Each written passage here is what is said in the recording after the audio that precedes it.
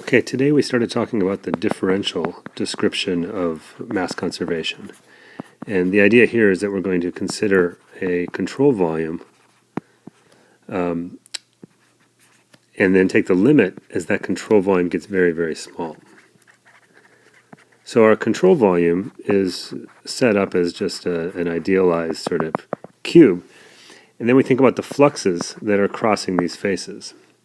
And in total, there's 6 fluxes. Now, mass conservation on that control volume is written as just the time rate of change of the mass in the control volume, this is the time derivative, is equal to the sum of inflows and outflows with the sign accounting for whether it's an inflow or an outflow. So this is just rho vi dot ai. And I should note that this the density may also vary between faces. Now, for the cube, there are 6 faces. Left, right, front, back, top, and bottom. In the limit of delta x, delta y, delta z, where those are the dimensions of the cube going to 0, the differences in fluxes, that is in the flux term on the right-hand side, become derivatives. So that's the flux terms that become derivatives.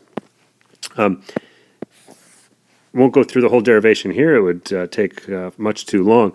The result is that the time rate of change of density is balanced by the x, y, and z gradients of rho times the velocities, d by dy of rho v and d by dz of rho w, where the velocity vector v is u, v, and w.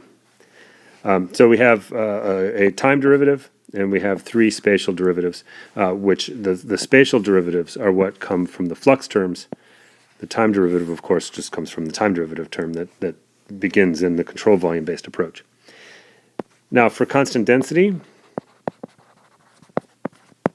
the time derivative goes away, the other derivatives can be simplified, density can be factored out, and we end up with du dx plus dv dy plus dw dz equals 0, which means that, and I went through this in lecture day, convergences and divergences have to balance. And so at a point